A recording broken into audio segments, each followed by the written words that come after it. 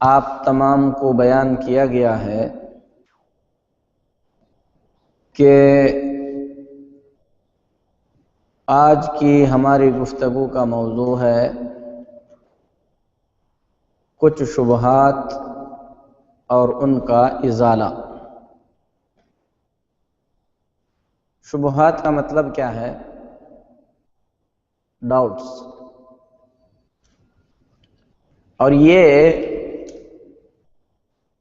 کہاں سے پیدا ہوتے ہیں؟ انسان کے دل میں شبہ کہاں سے آتا ہے؟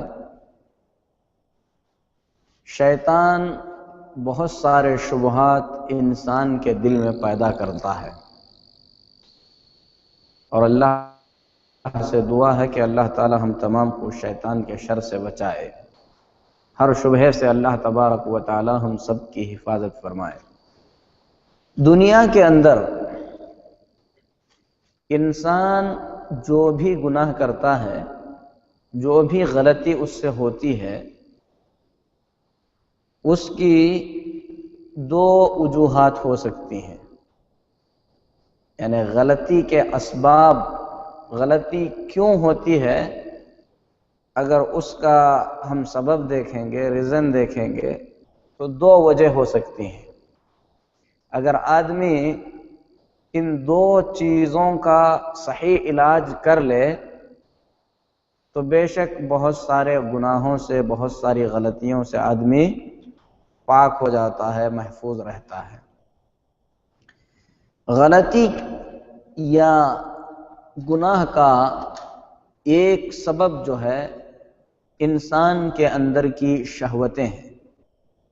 انسان کے اندر کی شہوتیں، شہوت کھانے پینے کی بھی ہو سکتی ہے، مال جمع کرنے کی بھی ہو سکتی ہے، یا لطف اندوزی اور مزہ حاصل کرنے کی بھی ہو سکتی ہے۔ جس آدمی کو مال جمع کرنے کی شہوت ہے،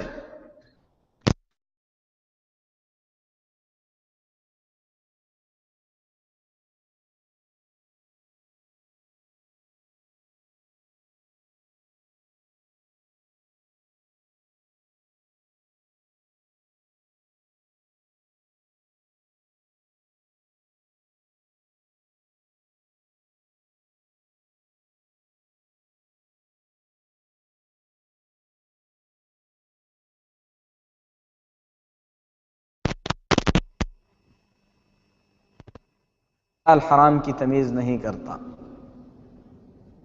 یہ نہیں دیکھتا کہ یہ کھانا میرے لیے حلال ہے کہ حرام ہے، یہ نہیں دیکھتا کہ یہ کسی بدعتی محفل کی تقریب کا کھانا ہے یا اللہ تبارک و تعالیٰ کی حلال کردہ چیز کا ہے۔ اسی طریقے سے کسی کے اندر نفسانی خواہشات زیادہ ہوتی ہیں، حلال حرام کی تمیز کیے بغیر جس کسی سے چاہتا ہے اپنی جنسی خواہش کو پوری کرتا ہے۔ یہ سب شہوت سے آتا ہے۔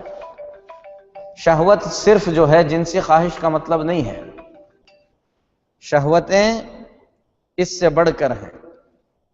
اسی لیے اللہ تعالیٰ قرآن میں فرماتا ہے زُيِّنَ لِلنَّاسِ حُبُّ الشَّهَوَاتِ مِنَ النِّسَاءِ وَالْبَنِينَ وَالْقَنَاطِيرِ الْمُقَنطَرَةِ مِنَ الذَّهَبِ وَالْفِضَّةِ، لوگوں کے لیے مزین، مزخرف کر دی گئی ہیں، یعنی لوگوں کو اچھی لگتی ہیں۔ کیا چیزیں اچھی لگتی ہیں؟ حب الشہوات، شہوتوں کی محبت اچھی لگتی ہے، چاہے وہ عورتوں کی ہو، یعنی عورتوں کی شہوت ہو، بچوں کی شہوت ہو، کھیتی باڑی کی ہو، گھوڑے اور جانوروں کی ہو، یا مال و دولت کی ہو، انسان اس کی طرف کھینچا چلا جاتا ہے۔ اس کا علاج ہم کیسے کر سکتے ہیں؟ شہوت کا علاج اللہ کے خوف سے۔ اگر آدمی کے دل میں اللہ کا خوف آ جائے، حقیقت میں اللہ کا ڈر آ جائے، تو پھر آدمی حلال اور حرام کی تمیز کرنے لگتا ہے۔ اپنی شہوتوں پر اسے کنٹرول ہو جاتا ہے۔ ایک تو اس کا علاج جو ہے کیسے ہو سکتا ہے؟ اللہ کے خوف سے، اللہ کی عظمت یاد رکھنا، اللہ تبارک و تعالیٰ کے عذاب کا خوف کہ اگر میں غلط طریقے سے اپنی خواہش پوری کروں گا تو مجھے اس کا حساب چکانا ہے جہنم میں، قبر میں۔ یہ خوف ہمیشہ آدمی کے دل میں ہونا چاہیے، غلطی کا ارادہ ہو اللہ کا عذاب یاد کرے۔ اسی طریقے سے اللہ تعالیٰ کی عظمت اور اس کی بڑائی کو یاد کر کے کہ میں اتنا معمولی حقیر و ذلیل انسان جسے اللہ نے پیدا کیا ہے، اتنے بڑے اللہ کی نافرمانی کروں۔ یہ عظمت اگر انسان کے دل میں آئے تو کافی حد تک اس کی شہوتوں پر اسے کنٹرول حاصل ہو جاتا ہے۔ اسی طریقے سے جنت کا تذکرہ اپنے دل میں لا کر آدمی اپنی تمام تر شہوتوں پر کافی حد تک کنٹرول حاصل کر سکتا ہے کہ دنیا میں جو مال جس سے میں محبت کر رہا ہوں، اگر اسے میں خرچ کروں گا تو اس کے بدلے میں مجھے جنت ملے گی۔ جو وقت میں اپنے آنکھوں کو مزہ لینے کے لیے، آنکھوں کا لطف اٹھانے کے لیے غلط چینلوں پر صرف کر رہا ہوں، اگر اسے اللہ کے ذکر میں صرف کروں گا تو ایسی صورت میں میرے درجات بلند ہوں گے۔ اس سے جو ہے آدمی کے شہوتوں کا علاج ہو جاتا ہے۔ لیکن جو شبہات ہیں یہ شہوتوں سے بڑھ کر ہیں، جو شبہات ہیں وہ شہوت سے بڑھ کر ہیں۔ اسی لیے آدمی کو اپنے شبہات پر کنٹرول پانے کی مکمل کوشش کرنا چاہیے۔ اور شیطان جو شبہات پیدا کرتا ہے دل میں، اگر انسان اس شبہ کو، اس ڈاؤٹ کو بڑھاوا دیتا جائے تو ایسی صورت میں نعوذ باللہ ہو سکتا ہے اسلام کے دائرے سے نکل جائے، کفر کا ارتکاب کر لے۔ اسی لیے جو آدمی شہوتوں میں مبتلا ہے اس سے جو گناہ سرزد ہوتے ہیں، ہو سکتا ہے وہ اس گناہ سے توبہ کر لے، لیکن آدمی اگر شبہات کی وجہ سے دل میں پیدا ہونے والے غلط خیالات اور وسوسوں کی وجہ سے سیدھے راستے سے ہٹ کر غلط راستہ اختیار کر لیتا ہے تو اس کے واپس آنے کی امید بہت کم ہو جاتی ہے۔ سیدھے راستے پر اسے پلٹنے کی امید جو ہے بہت ہی زیادہ کم ہو جاتی ہے۔ اسی لیے شبہات جو ہیں، ڈاؤٹس جو ہیں، اس کا علاج ایمان سے ہوتا ہے۔ آدمی کے دل میں جس قدر ایمان بڑا ہوگا، جتنا ایمان اس کا پختہ ہوگا، شبہات اس سے ویسے ہی جو ہے دور رہیں گے۔ اور ایمان کیسے پیدا ہوتا ہے؟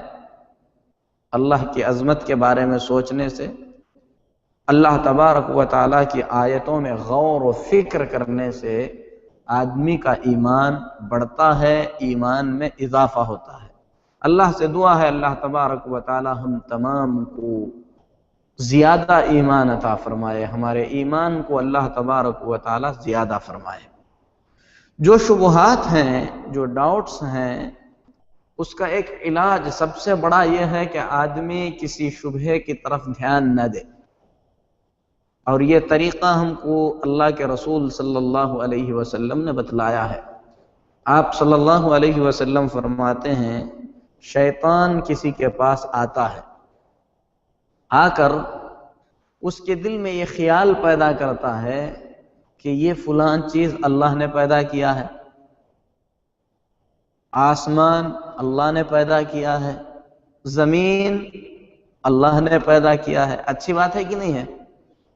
یعنی کوئی آدمی یہ سوچے آسمان اللہ نے بنایا ہے، زمین اللہ نے بنایا ہے، اچھی بات ہے، لیکن شیطان ابتدا میں کبھی بھی، شیطان کا ایک ہتھ کنڈا آپ یاد رکھیں ہمیشہ کہ شیطان انسان کو اس کے دل کے حالات کے حساب سے، اس کی زندگی کے حالات کو دیکھ کر وہ کس طرف مائل ہوتا ہے اسے دیکھ کر اس کے حساب سے گمراہ کرنے کی کوشش کرتا ہے۔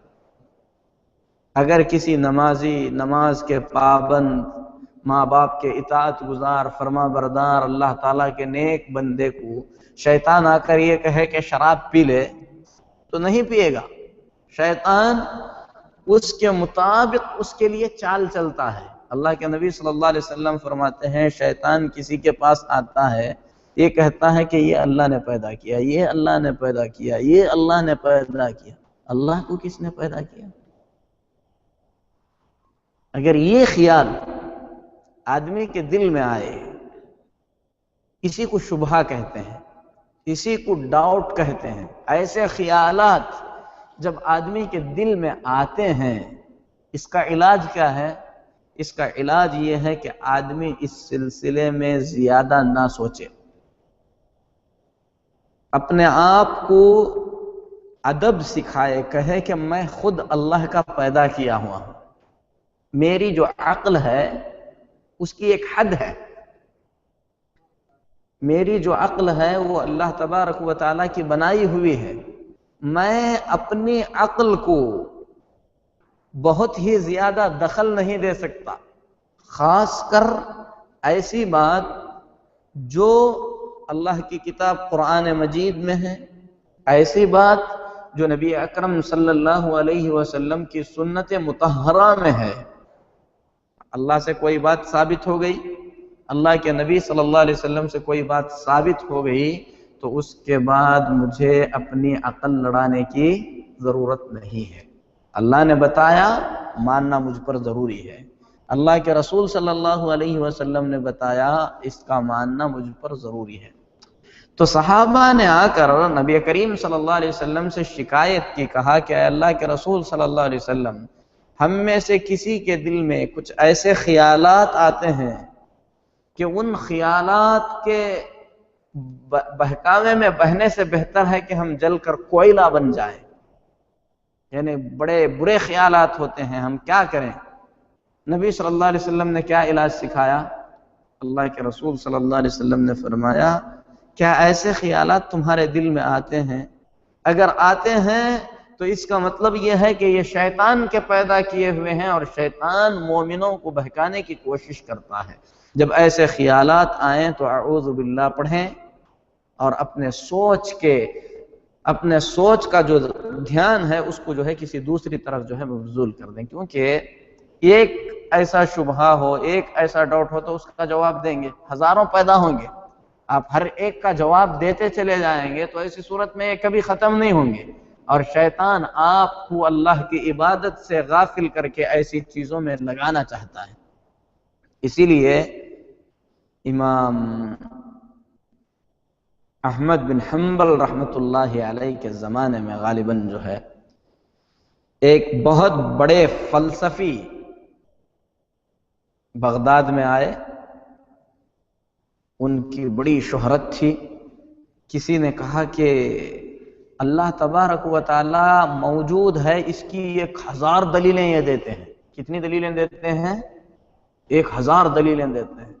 بہت سارے لوگ جمع ہوئے دیکھنے کے لیے کہ یہ بہت بڑے فلسفی، بہت بڑے عالم ہیں، 1000 دلیلیں ان کے پاس اللہ موجود ہے اس بات کی ہیں۔ لیکن ایک بوڑھی نے کہا میں بغیر کسی دلیل کے اس بات کو مانتی ہوں کہ اللہ تبارک و تعالی موجود ہے۔ یہ ایمان ہے، اللہ موجود ہے، اس کے لیے دلیل کی ضرورت ہے؟ دلیل کی ضرورت نہیں ہے، دلیل تلاشنے کی بھی ضرورت نہیں ہے۔ میں موجود ہوں، میں نے اپنے آپ کو تو پیدا نہیں کیا ہے، کس نے پیدا کیا ہے مجھے؟ جس نے پیدا کیا ہے وہی اللہ ہے۔ آسمان موجود ہے، زمین موجود ہے، ساری مخلوقات موجود ہیں، ایک ہی انداز میں سب جو ہے پیدا ہو رہے ہیں، انتقال کر رہے ہیں، روزی پا رہے ہیں۔ ایسے جو شبہات ہیں، ان شبہات کی طرف زیادہ دھیان نہیں دینا چاہیے، زیادہ خیال اس کی طرف نہیں لے جانا چاہیے۔ لیکن کچھ شبہات ایسے ہوتے ہیں جسے شیاطین الانس، شیطان 2 طریقے کے ہیں، کچھ جنوں کے شیطان ہیں جو ہم کو نظر نہیں آتے، وہ حقیقی شیطان ہے جو نظر نہیں آتا ہے۔ لیکن شیطان انسانوں میں سے بھی ہے، کیونکہ شیطان کا مطلب ہے حد سے آگے بڑھ جانے والا، تجاوز کر جانے والا۔ جو شیطان انسانوں میں سے جو شیطان ہیں وہ بہت سارے خیالات، بہت سارے شبہات لوگوں کے اندر ڈالتے ہیں، پیدا کرتے ہیں۔ اگر کوئی آدمی اس طریقے کا کوئی شبہ، کوئی ڈاؤٹ پیدا کیا ہے اور وہ لوگوں کے اندر منتشر ہے، پھیلا ہوا ہے، تو ایسے شبہات کا صحیح جواب کتاب اللہ اور سنت رسول صلی اللہ علیہ وسلم کی روشنی میں حاصل کرنا ضروری ہے۔ تو سب سے پہلے ہم یہ جانیں کہ برائی دو وجہ سے آتی ہے، ایک شبہے سے اور ایک شہوت سے۔ ان دونوں میں خطرناک کون سا ہے؟ شبہات ہیں، کیونکہ آدمی شبہات کے دھارے میں اگر بہتا چلے جائے تو ہمیشہ کے لیے گمراہ ہو جائے گا۔ مثال کے طور پر ایک چیز میں آپ سے پوچھتا ہوں، ایک آدمی شراب پیتا ہے، شبہے سے پیتا ہے کہ شہوت سے پیتا ہے؟ شہوت سے پیتا ہے، ٹھیک ہے۔ ایک آدمی غیر اللہ کی عبادت کرتا ہے، شبہے سے کرتا ہے یا جو ہے شہوت سے کرتا ہے؟ شبہے سے کرتا ہے۔ شراب پینا بڑا گناہ ہے یا غیر اللہ کی عبادت کرنا بڑا گناہ ہے؟ غیر اللہ کی عبادت کرنا بڑا گناہ ہے۔ جو شبہے سے گناہ آتے ہیں وہ گناہ شہوت کے گناہوں سے بڑے گناہ ہوتے ہیں۔ اسی لیے اپنے آپ کو شبہات سے محفوظ رکھنا، شہوتوں سے محفوظ رکھنے سے انتہائی ضروری ہے۔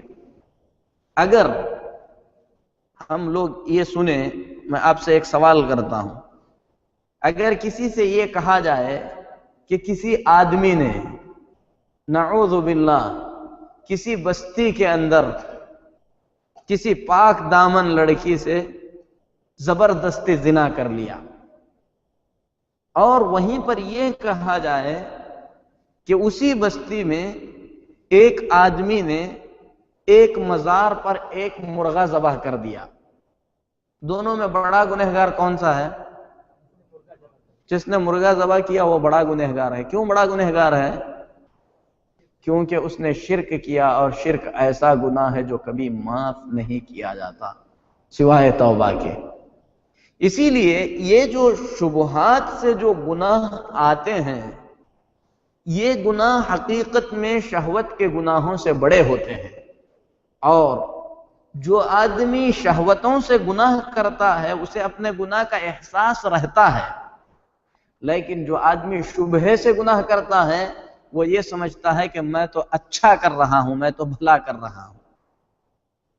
تو کئی شبہات معاشرے کے اندر پھیلائے گئے ہیں، اس میں سے ایک شبہہ یہ ہے کہ دنیا میں سب سے پہلے غیر اللہ کی عبادت تھی، لوگ سورج کی عبادت کرتے تھے، پتھر کی عبادت کرتے تھے، بعد میں توحید آئی۔ حقیقت کیا ہے؟ پہلے توحید تھی۔ دلیل کیا ہے؟ آدم علیہ السلام دنیا کے سب سے پہلے انسان ہیں۔ آدم علیہ السلام دنیا کے سب سے پہلے انسان ہیں، وہ اللہ کے نبی تھے۔ اللہ تبارک و تعالیٰ نے انہیں توحید کے ساتھ دنیا میں بھیجا تھا۔ کس کے ساتھ دنیا میں بھیجا تھا؟ توحید کے ساتھ اللہ تبارک و تعالیٰ نے آدم علیہ السلام کو دنیا میں بھیجا تھا۔ آدم علیہ السلام کے آنے کے بعد کتنے سال تک دنیا میں توحید رہی؟ جی، کتنے سال تک دنیا میں توحید رہی؟ حدیث شریف میں اللہ کے نبی صلی اللہ علیہ وسلم فرماتے ہیں کہ آدم علیہ السلام کے بعد 10 صدی لوگ فطرت پر تھے، اور 10 صدی کا مطلب جو ہے 1000 سال۔ ایک صدی 100 سال کی ہوتی ہے، یا صدی کا ایک مطلب جو ہے نسل بھی ہوتا ہے۔ 10 نسل تک لوگ جو ہے اللہ تبارک و تعالیٰ کی توحید پر تھے۔ تو دنیا میں اصل توحید ہے کہ شرک ہے؟ دنیا میں اصل توحید ہے۔ اللہ نے دنیا کو قائم ہی کیا ہے توحید کے لیے، اسی لیے جب دنیا سے توحید ختم ہو جائے گی تو کیا ہوگا؟ دنیا سے توحید ختم ہو جائے گی تو دنیا ختم ہو جائے گی۔ دلیل کیا ہے؟ اللہ کے نبی صلی اللہ علیہ وسلم فرماتے ہیں لا تقوم الساعة حتى يقال في الارض اللہ اللہ، جب تک دنیا کے اندر اللہ کا نام لینے والے ہوں گے اس وقت تک قیامت قائم نہیں ہوگی۔ لیکن جب دنیا کے اندر اللہ کا نام لینے والے ختم ہو جائیں گے، توحید پرست ختم ہو جائیں گے، ساری دنیا کے اندر مشرک رہ جائیں گے، تو اللہ تبارک و تعالی قیامت کو قائم کرے گا۔ تو ایک شبہہ یہ ہے لوگوں میں کہ دنیا میں پہلے جو ہے شرک تھا، اصل وہی ہے، بعد میں توحید آئی ہے، تو یہ غلط ہے۔ حقیقت یہ ہے کہ پہلے توحید تھی، بعد میں شرک آیا ہے۔ شرک کس طریقے سے آیا دنیا میں؟ کون بتا سکتے ہیں دنیا میں شرک کس طریقے سے آیا؟ شرک کی اصل وجہ ہر دور میں آپ دیکھیں گے تو نیک لوگوں کے اندر، خاص کر کے نیک لوگوں کی محبت کے اندر آ کر لوگ آدمی کا جو مقام ہے اس کو اس مقام سے اونچا کر دیے۔ آدمی کا جو مقام ہے اس آدمی کو اس مقام سے اونچا کر دیے، اس کے بعد لوگوں کے اندر شرک آیا۔ اس کی تفصیل جو ہے حضرت عبداللہ بن عباس رضی اللہ تعالیٰ عنہ بیان فرماتے ہیں، لوگ 10 صدیوں تک اللہ کی توحید پر تھے، اس کے بعد ان میں سے نیک لوگوں کا جب انتقال ہو گیا، یعنی نیک لوگ دنیا سے رخصت ہو گئے، چلے گئے، شیطان نے ان کے بچوں کے دلوں میں یہ خیال پیدا کیا کہ یہ جو تمہارے نیک لوگ مر چکے ہیں تم انہیں یاد کیوں نہیں کرتے؟ یاد کرنا چاہیے، جو بزرگ تمہارے گزر گئے ہیں ان کی یاد دہانی ہونی چاہیے۔ اچھی چیز ہے کہ نہیں ہے؟ اپنے نیک لوگوں کو یاد کرنا اچھی چیز ہے۔ اس کے بعد شیطان نے ان کو یہ مشورہ دیا، یعنی دل میں یہ خیال پیدا کیا کہ ان کو زیادہ سے زیادہ یاد کرنے کے لیے جو نیک لوگ گزرے ہیں ان کے اسٹیچو بنائے جائیں، ان کے مجسمے بنائے جائیں، ان کی تمثال بنائی جائے اور ان کو عام جگہوں پر رکھا جائے۔ جب آپ ان کو دیکھیں گے ان کی یاد آئے گی، جب ان کی یاد آئے گی تو آپ ویسا کام کریں گے جیسا کام وہ لوگ کیا کرتے تھے۔ ارے یہ فلاں نیک آدمی تھے، فلاں نیک کام کرتے تھے، ہم کو بھی کرنا چاہیے۔ لوگوں نے اس پر عمل کیا، مجسمے بنائے گئے، مختلف مقامات پر رکھے گئے۔ جب یہ لوگ انتقال کر گئے تو ان کے اولاد کے دل میں شیطان نے خیال پیدا کیا کہ یہی لوگ ہیں جو تمہارے اور اللہ کے بیچ میں واسطہ بن کر تمہیں کچھ دلا سکتے ہیں۔ تم ان اللہ سے ڈائریکٹ مت مانگو، ان کے ذریعے سے مانگو، یہ تمہارے لیے سفارش کریں گے۔ بعد میں لوگ جو ہے ان کے ذریعے سے مانگنے لگے، اس کے بعد انہی کی عبادت کرنے لگے۔ اسی لیے قرآن میں اللہ تبارک و تعالی بتوں کا ذکر کیا ہے، کچھ بتوں کا اللہ نے ذکر فرمایا ہے۔ اور نوح علیہ السلام کی قوم کے 5 بتوں کا اللہ نے ذکر کیا ہے۔ کتنے بتوں کا؟ 5 بتوں کا۔ کون بتا سکتے ہیں اس کے نام؟ With, سعا، یغوث، یعوق، Nasr. ود، سعا، یغوث، یعوق اور نصر، یہ 5 بتوں کا اللہ نے ذکر فرمایا ہے۔ اب جا کے تفسیر کی کتابوں میں دیکھو، حضرت عبداللہ بن عباس رضی اللہ تعالیٰ عنہ، کون ہے عبداللہ بن عباس رضی اللہ تعالیٰ عنہ؟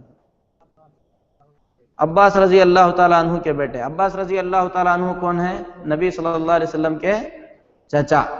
لیکن قرآن کی تفسیر کے سب سے بڑے عالم حضرت عبداللہ بن عباس رضی اللہ تعالیٰ عنہ ہیں۔ پوری امت میں سب سے بڑے قرآن کے تفسیر کے عالم کون ہیں؟ عبداللہ بن عباس رضی اللہ تعالیٰ عنہ ہیں، فرماتے ہیں ود، سعا، یغوث، یعوق اور نصر، یہ نوح علیہ السلام کی قوم کے نیک لوگ تھے۔ کون تھے یہ؟ نیک لوگ تھے۔ جب ان کا انتقال ہو گیا، لوگوں نے ان کے مجسمے بنا لیے، ان کے اندر غلو کر کے، ان کو ان کے مقام سے اونچا کر کے اللہ کو چھوڑ کر ان کی عبادت کرنے لگے۔ مشرک ہوئے کہ توحید پرست ہوئے؟ نیک لوگوں کی عبادت کر کے آدمی مشرک ہوتا ہے؟ نیک لوگوں کی عبادت کر کے آدمی مشرک ہوتا ہے۔ عبادت چاہے نیک لوگوں کی کرے چاہے بروں کی کرے، کسی کی بھی عبادت کرے آدمی مشرک ہوتا ہے۔ دلیل کیا ہے؟ قرآن پاک میں اللہ تبارک و تعالی فرماتا ہے ان الذین تدعون من دون اللہ، اللہ سے نیچا جو بھی ہے اس کو اگر تم پکارو گے، اللہ سے نیچا، اللہ کے علاوہ سب کون ہے؟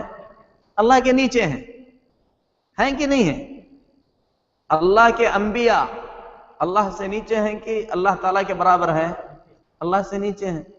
اگر تم اللہ سے نیچے جو ہے اسے پکارو گے، نبی کو، پتھر کو، درخت کو، ہر کسی کو، اللہ کے سوا جو بھی ہے، یہاں تک کہ محمد الرسول اللہ صلی اللہ علیہ وسلم بھی اللہ ہیں کہ اللہ کے سوا ہے؟ اللہ کے سوا ہے۔ جو بھی اللہ کے سوا جس کو بھی پکارے گا مشرک ہو جائے گا۔ اسی لیے عیسیٰ علیہ السلام سے قیامت کے دن اللہ تبارک و تعالیٰ کیا پوچھے گا؟ اَأَنْتَ قُلْتَ لِلنَّاسِ اتَّخِذُونِي وَأُمِّيَ إِلَٰهَيْنِ مِن دُونِ اللَّهِ، اے عیسیٰ کیا تم نے اپنی قوم سے کہا تھا کہ اللہ سے علاوہ، اللہ کے سوا مجھے اور میری ماں، ہم دونوں کو دو الہ بنا لو، دو معبود بنا لو؟ کیا جواب دیں گے عیسیٰ علیہ السلام؟ سبحانک، ہے اللہ تو پاک ہے، میں ایسا کیسے کر سکتا ہوں؟ میرے اندر اتنی طاقت کہاں ہے کہ یہ کہوں؟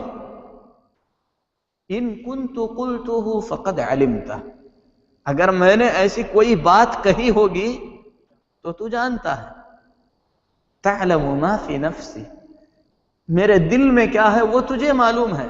ولا اعلم ما فی نفسک، لیکن تیرے نفس میں کیا ہے یہ میں نہیں جانتا ہوں، ایسا میں نے کچھ نہیں کہا ہے۔ یعنی اگر اللہ کو چھوڑ کر عیسیٰ علیہ السلام کو بھی اللہ کے ساتھ پکارا جائے تو وہ شریعت میں کیا ہے؟ شرک ہے۔ عیسیٰ علیہ السلام اللہ کے نبی ہیں، نبی کو پکارنا شرک ہے؟ شرک ہے۔ اگر اللہ کے نبی کو پکارنا شرک ہے تو امتی چاہے کتنے بھی نیک ہوں، نبی کے درجے کو ہیں یا نبی سے کم ہیں؟ کوئی بھی امتی نبی کے مقام سے اونچے مقام پر پہنچ سکتا ہے؟ ولی، قطب، بڑے اولیاء پہنچ سکتے ہیں؟ شک ہے ذرا؟ نہیں پہنچ سکتے۔ اگر کسی کے دل میں ذرہ برابر بھی شک ہے کہ کوئی بڑے سے بڑا ولی کسی بھی نبی کے مقام کو پہنچ سکتا ہے تو ایسی صورت میں اسے اپنے ایمان کا مراجعہ کرنا ہے، وہ مومن نہیں ہے۔ پوری امت میں، ہماری امت محمدیہ جتنی بھی امت ہے، ساری امتوں میں سب سے افضل ہے کہ نہیں ہے؟ ساری امتوں میں سب سے افضل امت محمدیہ ہے، اور امت محمدیہ میں سب سے افضل کون ہے؟ سب سے افضل کون ہے امت محمدیہ میں؟ جی، ابو بکر صدیق رضی اللہ تعالیٰ عنہ۔ نبی کو چھوڑیے، نبی کا مقام سب سے اونچا ہے، لیکن امتیوں میں، پوری امتیوں میں، قیامت تک پیدا ہونے والوں میں سب سے افضل کون ہے؟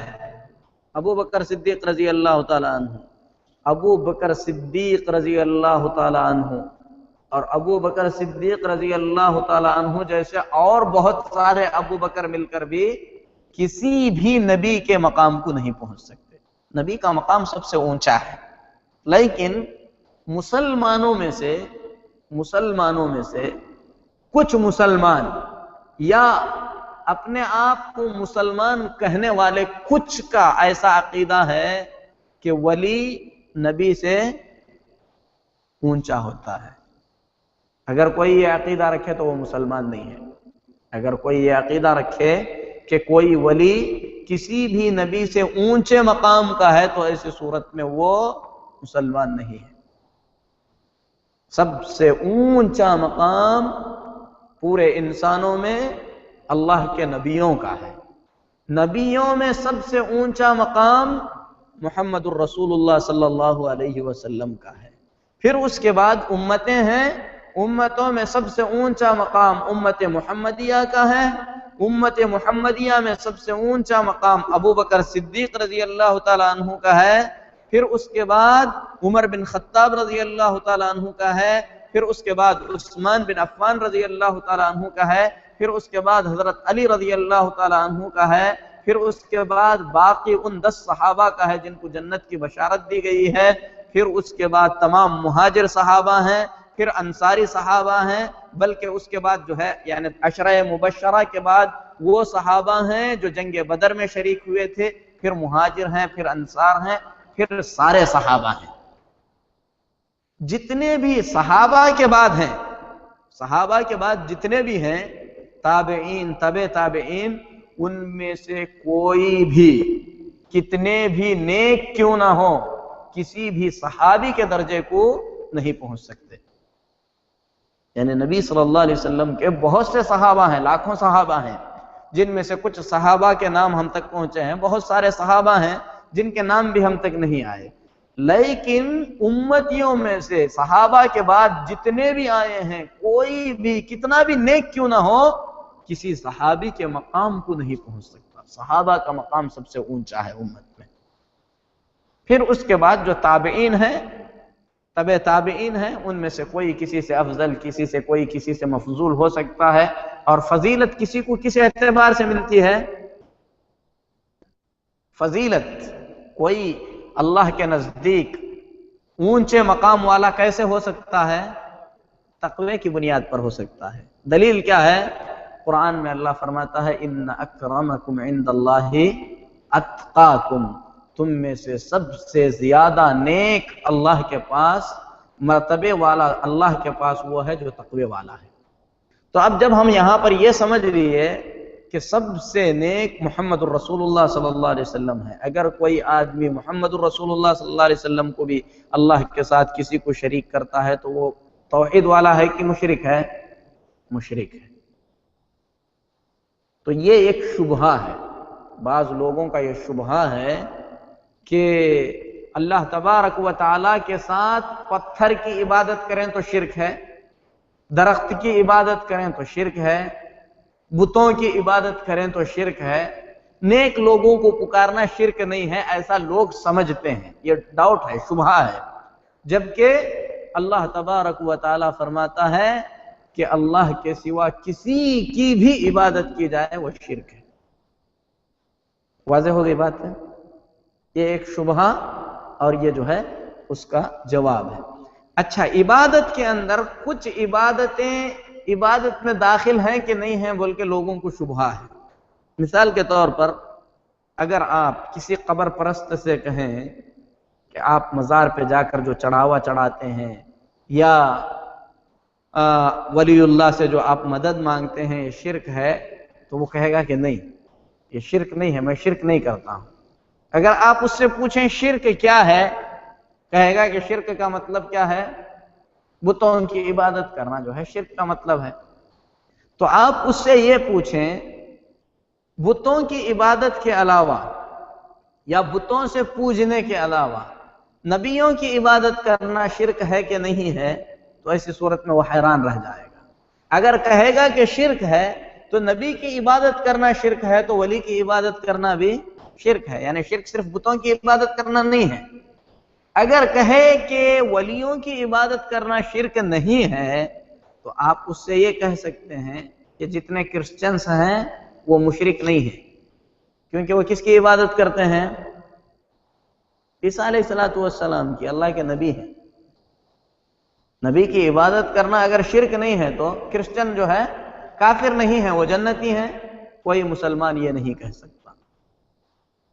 تو عبادت چاہے بت کی جائے، چاہے نبی کی جائے، چاہے ولی کی جائے، ہر حال میں وہ جو ہے شرک ہے۔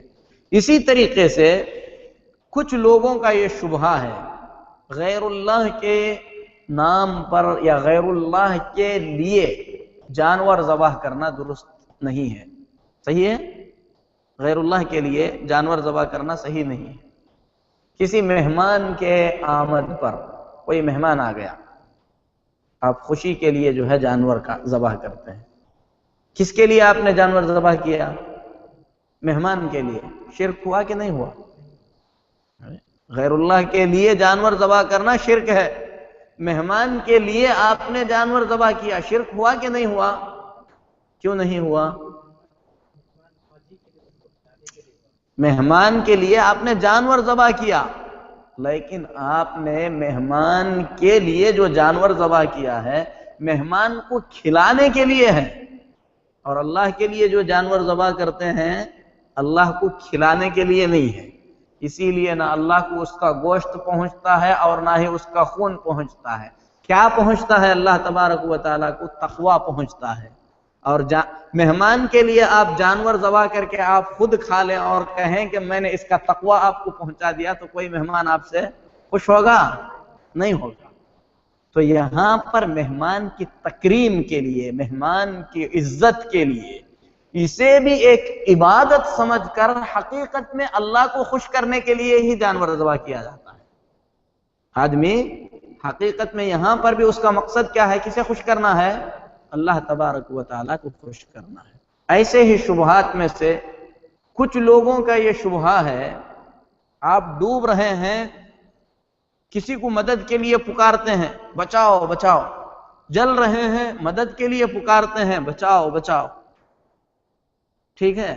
آپ کے گھر پہ چوری ہو رہی ہے، پولیس کو مدد کے لیے بلاتے ہیں۔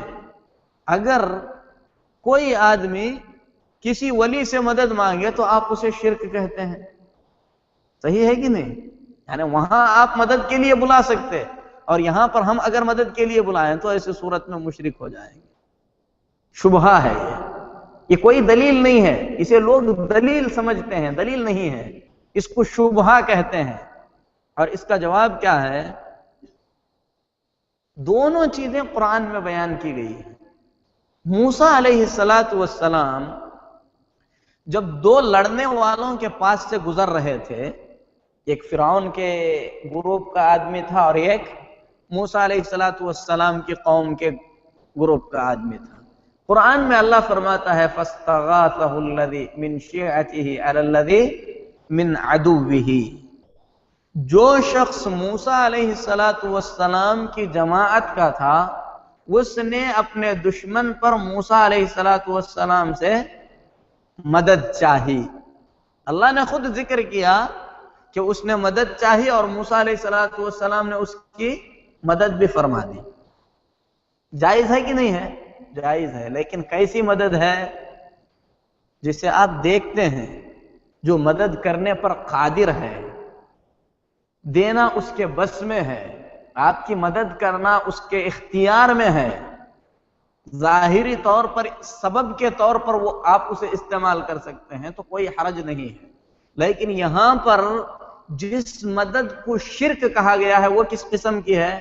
آپ بیٹھے بیٹھے دل میں پریشان ہیں، پریشان ہو کے جو ہے گھر کی مصیبت کے بارے میں کسی ولی سے دعا کر رہے ہیں، یہاں پر بیٹھے ہیں بغداد کے شیخ کو آپ مدد کے لیے پکار رہے ہیں، یعنی آپ نے ان کو اس مقام پر رکھ دیا کہ جس طریقے سے اللہ تبارک و تعالی دور اور نزدیک سے میری بات کو سنتا ہے وہ بھی میری بات کو سنتے ہیں، جس طریقے سے اللہ تبارک و تعالی کسی بھی سبب اور کسی بھی ذریعے سے میری مدد فرما سکتا ہے وہ بھی میری مدد کرتے ہیں۔ آپ کا دلی تعلق اس سے جڑ گیا اور وہ قبر میں ہیں، آ کر آپ کی ظاہری کوئی مدد نہیں کر سکتے، آپ ان سے مدد طلب کرتے ہیں، تو ایسی صورت میں شریعت نے اس سے کیا کہا؟ شرک کہا۔ اسی لیے کہا ایاک نعبد و ایاک نستعین، اے اللہ ہم تیری ہی عبادت کرتے ہیں، تجھ سے ہی استعانت طلب کرتے ہیں، یعنی مدد طلب کرتے ہیں۔ تو مدد ایسی مدد جسے اللہ کے سوا کوئی نہیں کر سکتا، غیر اللہ سے نہیں مانگ سکتے۔ مثال کے طور پر اولاد دینا ہے، ضرورت ہے اولاد کی، اس کے لیے ہم اللہ کی مدد مانگتے ہیں کہ اللہ تعالی ہمیں دے۔ دنیا کی کوئی بھی طاقت اس کی طاقت رکھتی ہے؟ نہیں رکھ سکتی۔ اگر ہم کسی سے بھی مانگیں تو یہ شرک ہوگا۔ اگر ہمارے لیے جو ہے چاروں طرف سے مصیبتیں گھری ہوئی ہیں، اگر ہم چاہ رہے ہیں کہ ان ساری مصیبتوں سے اللہ کے سوا کوئی ہمیں بچائے، ناممکن ہے، حقیقی مدد ناممکن ہے۔ کوئی آپ کا سہارا بن سکتا ہے، ذریعہ بن سکتا ہے، وسیلہ بن سکتا ہے، واسطہ بن سکتا ہے، ورنہ حقیقی مدد کس کی طرف سے آتی ہے؟ اللہ کی طرف سے۔ اسی لیے ایک آدمی اگر ظاہری وسیلے سے بھی مدد مانگ رہا ہے، جیسے پولیس کو بلا رہا ہے، ڈوبتے ہوئے کسی کو بچانے کے لیے کہہ رہا ہے، اس وقت بھی اس کے دل میں خیال یہی ہونا چاہیے کہ حقیقت میں بچانے والا کون ہے؟ اللہ تبارک و تعالی ہے۔ اگر یہ نہیں ہے تو ایسی صورت میں جو ہے شرک کا شائبہ ہے، تھوڑا بہت جو ہے شرک کا شائبہ ہے۔ اسی لیے حضرت عبداللہ بن عباس رضی اللہ تعالیٰ عنہ فرماتے ہیں شرک جو ہے کالی رات میں کالی چٹان پر چلنے والی کالی چونٹی کی آہٹ سے زیادہ باریک ہے۔ یعنی اندھیری رات میں اگر کسی کالے پتھر پر کالی چونٹی چل رہی ہو، اس کے پیر ہلانے کی جو آواز آتی ہے، شرک اس سے زیادہ باریک ہے۔ یہ کس نے کہا؟ عبداللہ بن عباس رضی اللہ تعالیٰ عنہ نے۔ اور اس کی انہوں نے کچھ مثالیں دی۔ مثال کے طور پر کوئی آدمی کہتا ہے اگر گھر میں کتا نہ ہوتا تو چوری ہو گئی ہوتی۔ کتا بھونکا، سب جاگ گئے اور جو ہے چوری نہیں ہوئی۔ یعنی چوری نہیں ہوئی کس وجہ سے؟ کتے کی وجہ سے۔ آدمی بغیر سوچے کہ یہ بات کہہ دیتا ہے، لیکن حقیقت میں اس میں شرک کی بو ہے، بدبو ہے، کیونکہ چوری نہیں ہوئی، اللہ کی مشیت نہیں تھی۔ اللہ تبارک و تعالیٰ نے آپ کے گھر کو چوری سے محفوظ کیا۔ کتا ہزار بھونکے، اگر اللہ آپ کو سلا دیتا تو چور آ کے چوری کر کے چلے جاتا۔ ممکن ہے کہ نہیں ہے؟ بالکل ممکن ہے۔ ہو سکتا ہے کتا بھونک رہا ہو، چور جو ہے کتے سے زیادہ غالب ہے، اسے کاٹ دے، آپ کو بھی مار دے، چوری کر کے لے جائے۔ آپ چوری نہ ہونا کتے کے بھونکنے پر کیوں آپ اس کو جو ہے موقوف کر رہے ہیں؟ چوری نہیں ہوئی کیونکہ اللہ تعالیٰ نہیں چاہتا تھا۔ توحید والے کو ایسے سوچنا چاہیے، اس کی سوچ، اس کی سمجھ، اس کی گفتگو، ہر چیز کس سے بھری ہونی چاہیے؟ توحید سے بھری ہونی چاہیے۔ اس کی کچھ مثالیں اور دیں، کہا کہ رات میں دودھ پی لیا، اس سے جو ہے پیٹ میں گڑبڑ ہو گئی۔ پیٹ میں گڑبڑ کیوں ہوتی ہے؟ بیمار کون کرتا ہے؟ اللہ تعالیٰ کرتا ہے۔ زندگی بھر آپ دودھ پیتے ہیں، کبھی نہیں ہوا، آج ہی کیوں ہوا؟ اللہ نے چاہا تو ہوا۔ دودھ بیمار نہیں کرتا ہے، حقیقت میں بیمار اللہ تبارک و تعالیٰ کرتا ہے۔ تو یہ جو باریک باریک چیزیں ہیں، ان کا تعلق بھی توحید سے ہے۔ لیکن کوئی آدمی ایسا کہے تو کیا مشرک ہو جاتا ہے؟ شرک کی بھی کئی قسمیں ہیں۔ کوئی کہے کہ گھر میں جو ہے کتے کے بھونکنے کی وجہ سے چوری نہیں ہوئی، تو ہم فوراً یہ نہیں کہہ سکتے کہ یہ مشرک ہو گیا، اسلام سے خارج ہو گیا، کافر ہو گیا۔ نہیں، یہ جو ہے ایمان کے کمزوری کی دلیل ہے، آدمی کو اس سے بچنا چاہیے، لیکن اسے شرک نہیں کہہ سکتے، یعنی کھلا شرک نہیں کہہ سکتے، اس کے اندر شرک کا شائبہ ہے۔ توکل اور اللہ کی ذات پر جو اعتماد، بھروسہ ہونا چاہیے، اس بھروسے کے اندر جو ہے کمی کی دلیل ہے، ورنہ اسے جو ہے واضح اور کھلا شرک نہیں کہا جا سکتا۔ تو شرک کی جو ہے کئی قسمیں ہیں، بہت ہی زیادہ باریک چیز ہے، اسے دقت کے ساتھ دیکھنے کی جو ہے ضرورت ہے۔ اسی طریقے سے حضرت عبداللہ بن عباس رضی اللہ تعالی عنہ نے یہ جو بات کہی ہے کہ شرک اتنی باریک چیز ہے، بچنے کا علاج کیا ہے، بچنے کا طریقہ کیا ہے اس سے بچنے کا طریقہ جو ہے، سب سے پہلی چیز تو توحید کے بارے میں زیادہ سے زیادہ جانکاری کرنا چاہیے آدمی کو۔ دوسری چیز اللہ تبارک و تعالی سے کثرت سے دعا کرنا چاہیے۔ اسی لیے ابراہیم علیہ السلام کی دعا واضح ہے، صاف ہے، کہ انہوں نے دعا کی تھی کہ اے اللہ تو مجھے اور میری اولاد کو بت پرستی سے بچانا، اور اللہ کے نبی صلی اللہ علیہ وسلم دعا کرتے تھے کہ اے اللہ جان بوجھ کر میں تیرے ساتھ کسی کو شریک کروں، اس سے تو مجھے بچا لے، لیکن انجانے میں اگر کوئی چیز واقع ہو جائے تو اے اللہ تو میری مغفرت فرما، گرفت مت کر۔ ایسی دعا جو ہے حضرت محمد الرسول اللہ صلی اللہ علیہ وسلم کیا کرتے تھے۔ اسی طریقے سے کچھ لوگوں کا یہ عقیدہ ہے کہ شرک کا مطلب یہ ہے کہ صرف اللہ کو خالق، رازق اور جو ہے مدبر جو ہے وہ ماننے کے بجائے غیر اللہ کو بھی ایسا مانا جائے، جبکہ یہ بہت دور کی بات ہے، کیونکہ مشرکین میں سے کسی بھی مشرک نے یہ نہیں کہا کہ یہ پتھر کی مورتیوں نے کبھی کچھ جو ہے پیدا کیا ہے۔ کسی کا عقیدہ تھا، آج تک جتنے مشرک گزرے ہیں نبی کریم صلی اللہ علیہ وسلم کے زمانے میں، ان مشرکوں میں سے کسی بھی مشرک نے کبھی بھی نبی صلی اللہ علیہ وسلم سے یہ نہیں کہا کہ بتوں نے اللہ کے سوا کسی اور چیز کو پیدا کیا ہے، بلکہ مشرکین مانتے تھے کہ پیدا کرنے والا اللہ تبارک و تعالی ہے۔ تو شرک جو ہے اس سے ہٹ کر کچھ اور چیز ہے، عبادت کے اندر شرک کرنا حقیقی طور پر جو ہے شرک ہے۔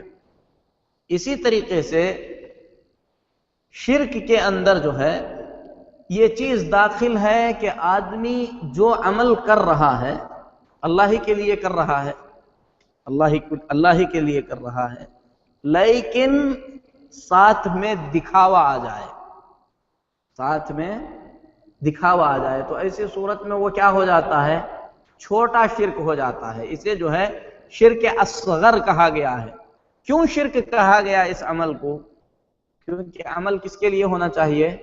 اللہ کے لیے۔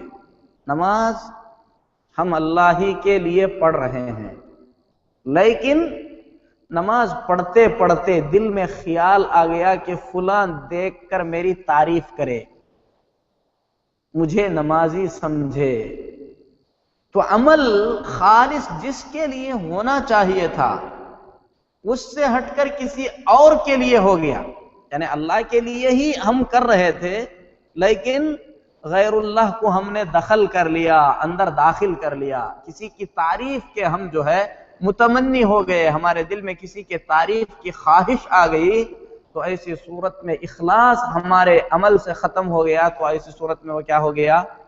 شرک ہو گیا۔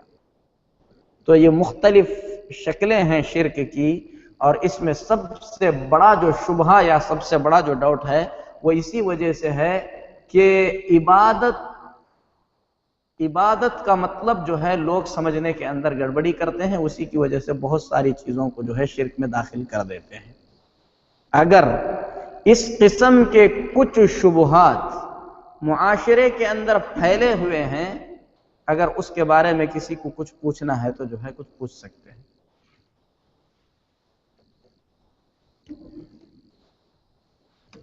جی، کوئی شبہہ کسی بھی طریقے کا، چاہے عبادت سے ہو، شرک سے متعلق ہو، یا عمل کے اعتبار سے ہو، یا قرآن اور سنت کے مطابق ہو، اس قسم کے کچھ شبہات ہیں تو ان شبہات کو پوچھ سکتے ہیں۔ جی،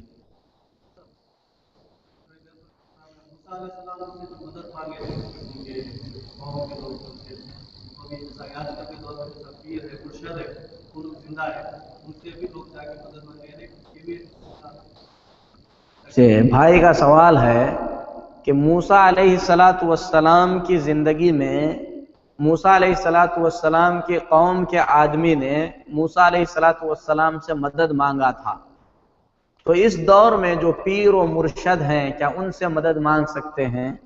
یہ جو ہے ان کا سوال ہے، یہی ہے جی۔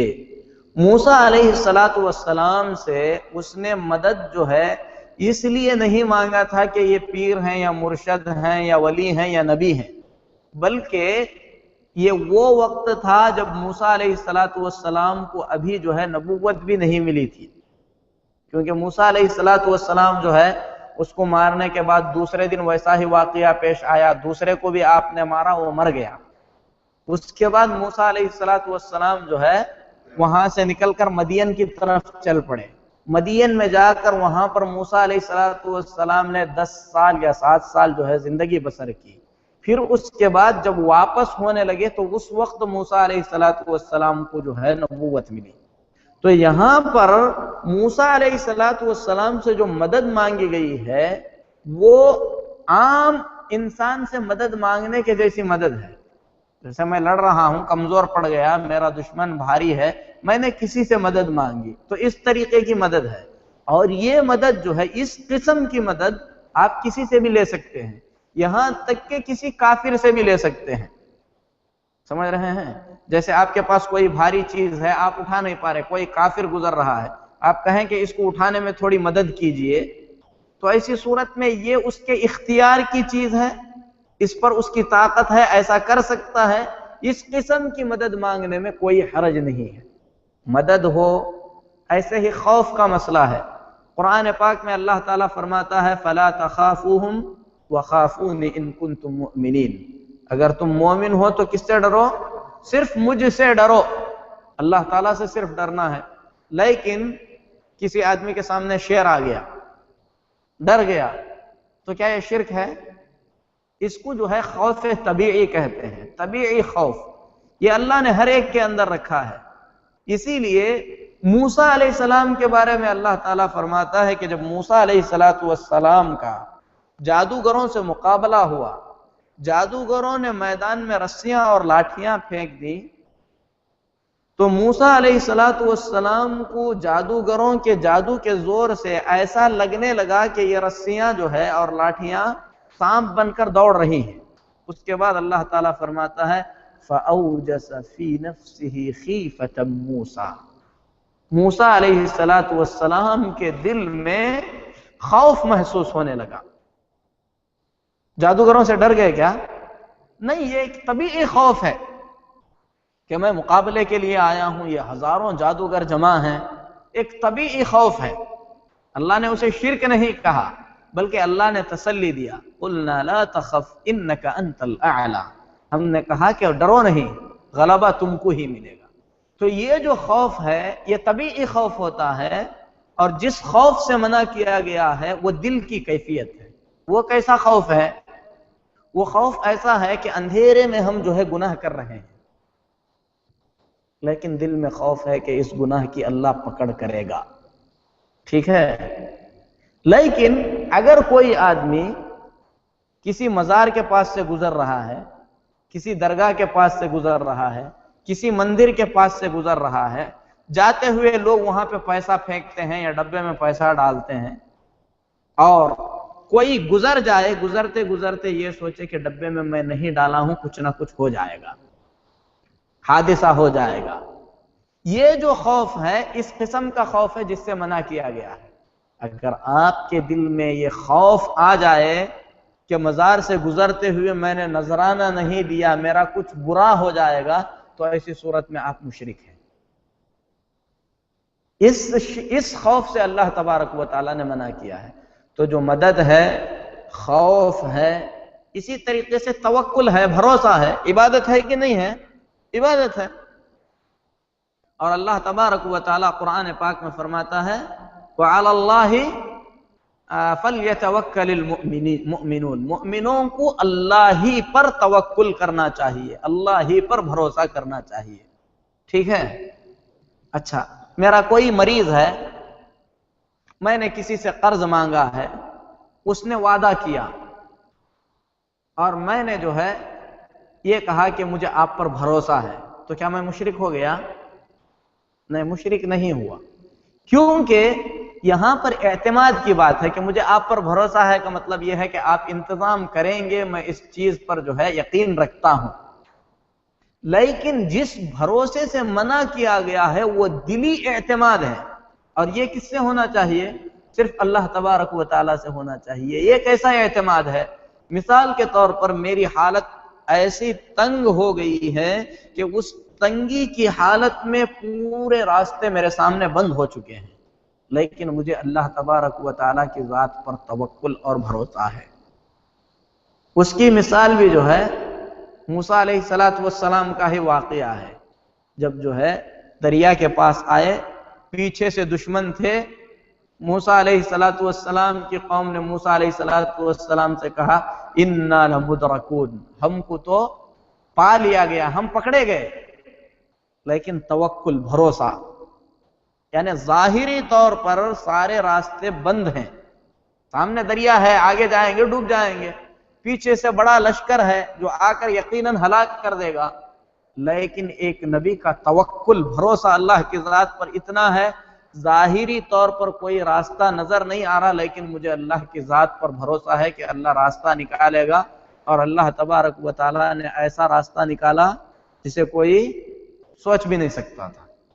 پانی دونوں طرف کھڑ گیا۔ تفسیر کی کتابوں میں ہے، یعنی قرآن پاک میں تو اللہ تعالیٰ فرماتا ہے فَأَصْبَحَ كُلُّ فِرْقٍ كَالطَّوْدِ الْعَظِيمِ، دونوں طرف سے پانی جو ہے بڑے بڑے پہاڑوں کے مانند کھڑ گیا اچانک، اور جو راستہ بنا وہ راستہ بالکل سوکھا تھا۔ دریا کے اندر گڑھے ہوتے ہیں اور پتھر ہوتے ہیں، لیکن اللہ تبارک و تعالیٰ نے پورے پانی کو سکھا دیا، یہاں تک کہ کسی کے پیر تک گیلے نہیں ہوئے، سب کے سب پار کر گئے۔ توکل، بھروسہ اسے کہتے ہیں۔ تو یہ جو توکل کی قسم ہے، یہ غیر اللہ پر ہم نہیں کر سکتے، کسی پر نہیں کر سکتے، لیکن اعتماد ہے، کوئی کچھ کرے گا اس قسم کا خیال ہے، یہ جو بھروسہ ہے، دونوں میں فرق ہے، سمجھ رہے ہیں؟ تو ایسی بہت ساری چیزیں ہیں، اس سلسلے میں جو ہے آدمی کو دونوں کے درمیان تمیز کرنا چاہیے۔ اور جو لوگ جو ہے حقیقت میں جو دلیل نہیں ہے، زبردستی دلیل بنانا چاہتے ہیں، ایسی چیزوں کو دلیل دیتے۔ کسی پر دنیا میں بھروسہ کر سکتے، ولی پر کیوں نہیں کر سکتے؟ بھئی ولی اگر زندے ہیں تو ان پہ بھی کر سکتے، لیکن اولاد دیں گے یہ بھروسہ ہم ان پہ کیسے کریں گے جبکہ انہوں نے کہا بھی نہیں ہے کہ میں اولاد دوں گا، اور یہ ان کے بس کی بات بھی نہیں ہے، سمجھ رہے ہیں؟ تو دونوں میں فرق ہے۔ جی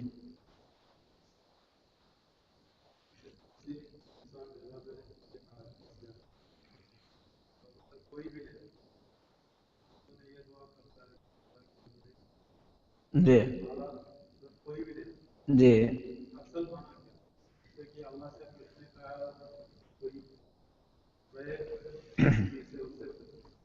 دیکھیے، ایک تو چیز یہ ہے کہ آدمی چاہے ظاہری طور پر بھی کسی سے مدد مانگے، اس سے پہلے بھی بتایا گیا کہ حقیقی مدد کس کی طرف سے ہے؟ اللہ تعالیٰ کی طرف سے ہے، اس میں کوئی شک نہیں ہے، ٹھیک ہے؟ لیکن کوئی آدمی ڈوب رہا ہے اور کہے کہ کوئی مجھے بچاؤ، اب کوئی مجھے بچاؤ کا اس کا مطلب کیا ہے؟ یعنی جو یہاں پر حاضر ہے وہ مجھے بچا لے۔ اگر کوئی انسان آ کر اس کی مدد کرے تو ایسی صورت میں واضح ہے، یا اللہ تبارک و تعالیٰ اس کی مدد کے لیے کسی اور کو بھیج دے، یہ بھی ممکن ہے۔ اللہ تبارک و تعالیٰ ہر چیز پر قادر ہے، لیکن اگر مانگنے والا اپنے ذہن کے اندر کسی خاص شخصیت کو رکھ کر مانگ رہا ہے، کوئی خاص جن، کوئی خاص پیر، کوئی خاص شخص جو یہاں پہ نہیں ہے مجھے آ کر بچائے گا، اگر اس عقیدے سے مانگ رہا ہے تو وہ شرک ہے۔ لیکن جو میری بات سن رہا ہے وہ آ کر مجھے بچا لے، اور یہی آدمی کا جو ہے اس وقت یہ ہوتا ہے، آ کر مجھے بچاؤ، جو سن رہا ہے وہ بچا لے۔ اگر اس نیت سے پکار رہا ہے تو کوئی حرج نہیں ہے، کوئی بھی آ کر جو ہے اسے بچا سکتا ہے۔ جو موجود ہے، سمجھ رہے ہیں؟ تو اس میں ایک چیز ہے کہ یہ جو ہے ایک عام فتنہ ہے جو کچھ علاقوں میں پھیلا ہوا ہے کہ کچھ لوگ اسے استغاثہ بالجن یعنی جن سے مدد مانگنا کہتے ہیں، سمجھ رہے ہیں؟ یا اللہ کے فرشتوں سے مدد مانگنا کہتے ہیں، اللہ کے فرشتوں سے مدد مانگنا، اللہ کے بندے میں سے جو جنات ہیں ان سے مدد مانگنا، یہ شرعاً درست نہیں ہے۔ ہم کسی بھی جن سے مدد نہیں لے سکتے، مدد نہیں مانگ سکتے۔ ہو سکتا ہے جنات موجود ہوں، سن رہے ہوں، سمجھ رہے ہوں، کیونکہ ہر جگہ وہ ہوتے ہیں، لیکن کسی خاص جن سے مدد مانگنا، کسی فرشتے سے مدد طلب کرنا، یہ درست نہیں ہے۔ آدمی جو سن رہے ہیں میری مدد کرو اگر اس طریقے سے کہے تو یہ جو ہے عقیدے کے خلاف کوئی چیز نہیں ہے۔ جو سن رہا ہے مدد کرے گا، اور ہو سکتا ہے کوئی جن سن رہا ہو آ کر مدد کرے تو وہ اللہ کی طرف سے مدد ہے، سمجھ رہے ہیں؟ ہم نے جن کا نام لے کر یا جن کو نہیں پکارا ہے، سمجھ رہے ہیں؟ یہ آدمی کے پکارنے والے کے توکل اور اس کے اوپر ہے، چاہے انسان ہو، چاہے فرشتے ہوں، چاہے جنات ہوں۔ اگر آدمی کسی مصیبت کے اندر پھنسا ہوا ہے اور یہ پکارے کہ جو سن رہا ہے میری مدد کرے تو اس میں کوئی حرج نہیں ہے۔ جی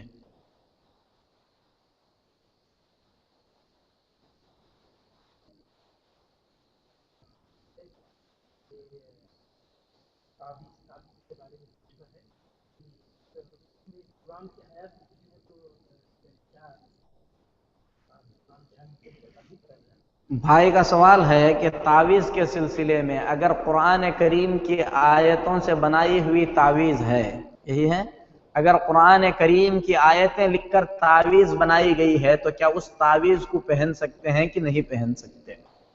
یہی سوال ہے آپ کا۔ تو یہاں پر سب سے پہلے ہم کو یہ جاننا ہے کہ قرآن کریم شفا ہے، قرآن کریم شفا ہے۔ قرآن میں اللہ تبارک و تعالیٰ فرماتا ہے وَنُنَزِّلُ مِنَ الْقُرْآنِ مَا هُوَ شِفَاءٌ وَرَحْمَةٌ لِّلْمُؤْمِنِينَ، ہم نے قرآن کریم کو شفا بنا کر نازل کیا ہے اور مومنوں کے لیے رحمت بنا کر نازل کیا ہے۔ تو قرآن شفا ہے اور قرآن جو ہے رحمت ہے، لیکن شفا جس طریقے سے اللہ کے نبی صلی اللہ علیہ وسلم نے حاصل کی ہے، صحابہ نے جس طریقے سے قرآن کریم سے شفا حاصل کی ہے اسی طریقے سے قرآن کریم سے شفا حاصل کرنا چاہیے۔ نبی صلی اللہ علیہ وسلم قرآن سے کیسے شفا حاصل کرتے تھے؟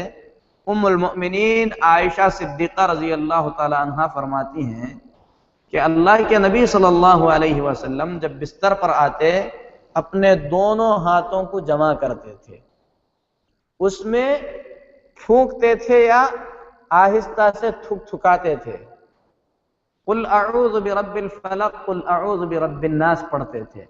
اسی طریقے سے بعض روایات میں جو ہے آیت الکرسی پڑھنا ہے، سورہ بقرہ کی آیتیں، بلکہ قرآن کا جو عام مفہوم ہے اس سے پورا قرآن شفا ہے۔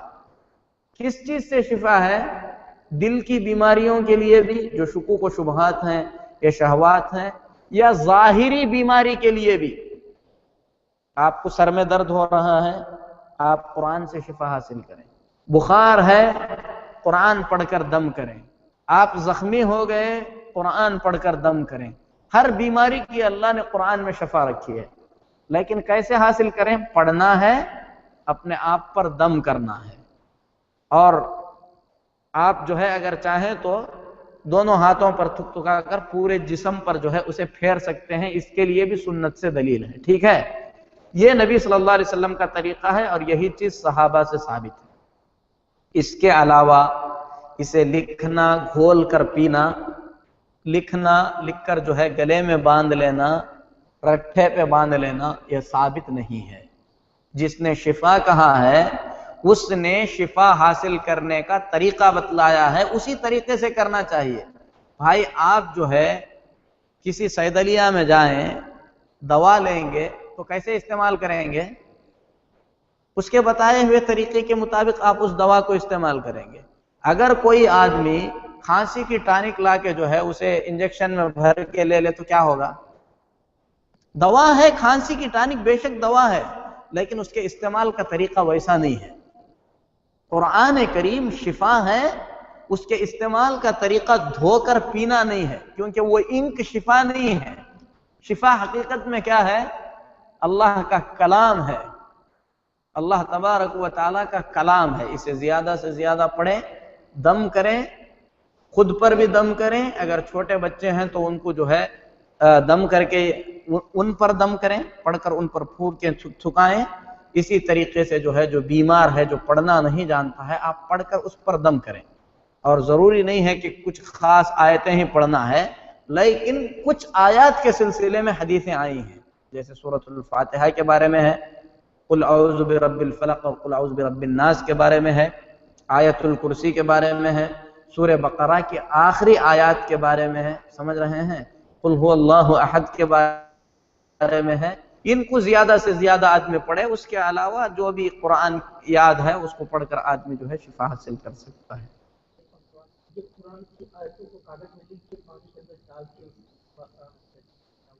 ابھی بتایا گیا، میں بتایا ابھی، قرآن کریم کی آیتوں کو لکھ کر جو ہے پانی میں گھول کر پینا یہ ثابت نہیں ہے، سمجھ رہے ہیں، یہ درست نہیں ہے۔ یہ پلیتے تعویذ دینے والوں کا جو ہے یہ نیا کام ہے جو انہوں نے شروع کیا ہے، جو شرعاً درست نہیں ہے۔ شرعی طریقہ یہی ہے، قرآن پڑھیں، آپ اس سے جو ہے مریض پر دم کریں، قرآن پڑھیں، خود پر دم کر لیں، سمجھ رہے ہیں جی۔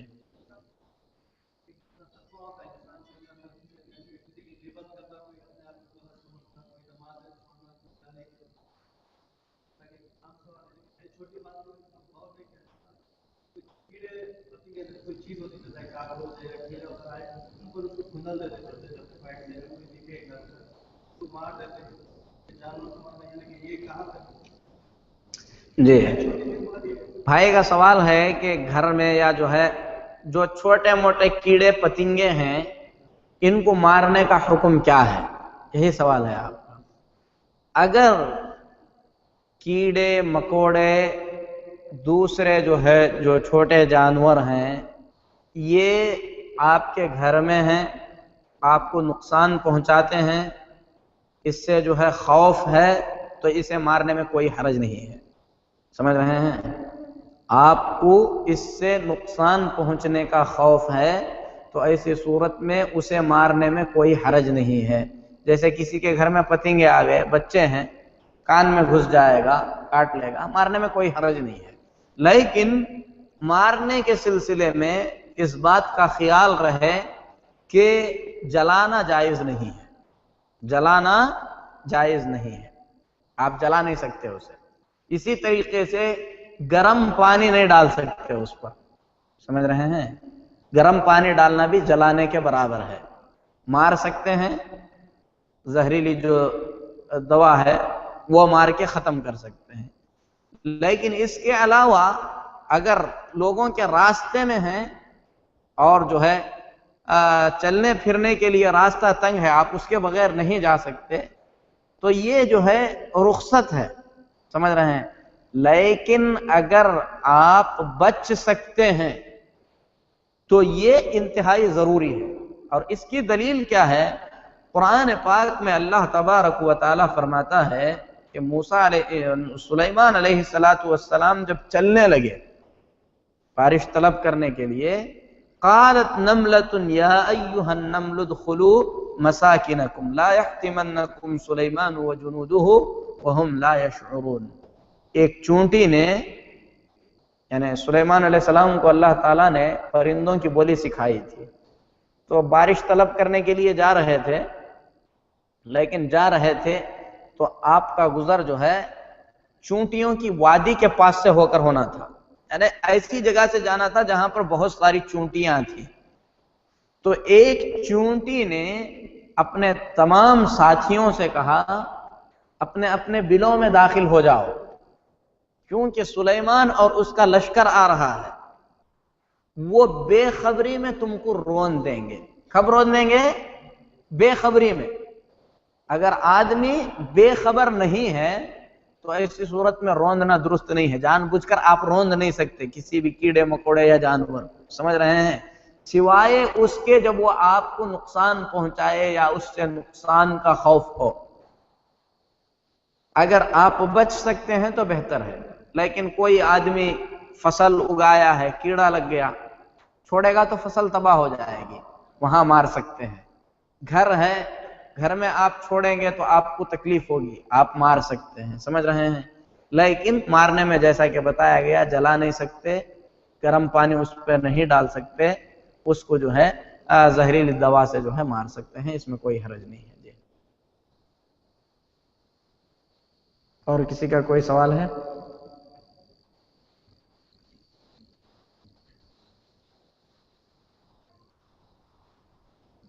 جی,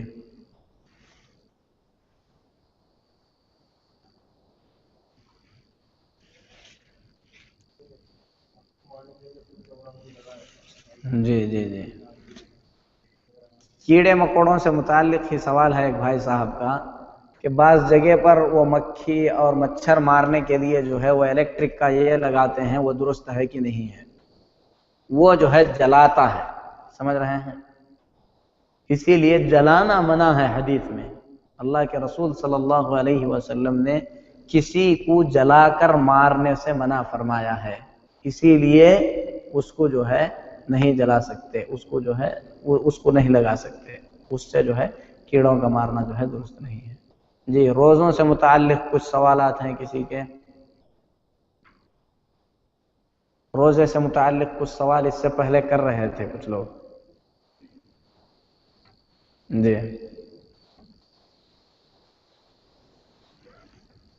ٹھیک ہے, درس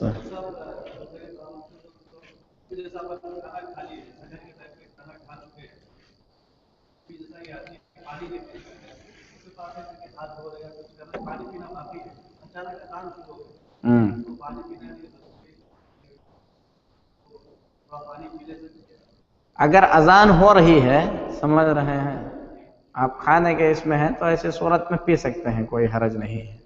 اذان شروع ہوئی ہے, پانی پینا باقی ہے, اگر کوئی آدمی پانی پی لے تو انشاءاللہ اس میں کوئی حرج نہیں ہے. جی, جی بولیے. مردوں کے بالوں کے لگنے کے بارے میں اگر جیسے بال سفید ہو رہے تو کیا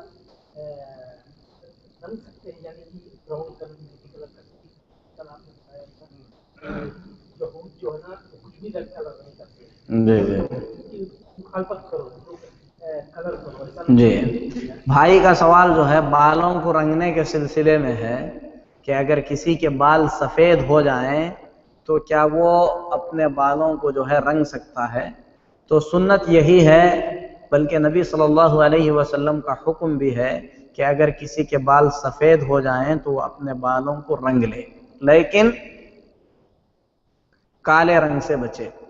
صرف کالا رنگ جو ہے نہیں لگا سکتے, جو صرف کالا ہے اسے نہیں لگا سکتے, کیونکہ اس میں سامنے والوں کو دھوکا ہے, سمجھ رہے ہیں. لیکن براؤن ہے, کوئی اور کلر ہے تو وہ کلر جو ہے کر سکتے ہیں, اس میں کوئی حرج نہیں ہے, جائز ہے. جی, جمعہ میں جو ہے لپسٹک کے تعلق سے نہیں بتائے, یہ آپ کا سوال ہے, ٹھیک ہے. جی, لپسٹک جو ہے ایسے ہی پاؤڈر اور کریم کا جو مسئلہ ہے وہی مسئلہ جو ہے عورتوں کے لپسٹک کا بھی ہے. اگر عورت جو ہے چاہے تو اسے لگا سکتی ہے, لیکن اسی شرط کے ساتھ کہ اس میں جو ہے کسی حرام چیز کی ملاوٹ نہ ہو. لیکن اور ساتھ ہی ساتھ جو ہے لپسٹک لگا کے کسی اجنبی کے سامنے نہ جائے, لگا کے بھی نہیں جا سکتی, بغیر لگائے کے بھی نہیں جا سکتی. اگر جو ہے اپنے شوہر کے لیے زیب و زینت کے طور پر عورت استعمال کرنا چاہے تو اسے اس کی اجازت ہے, اس میں کوئی حرج نہیں ہے.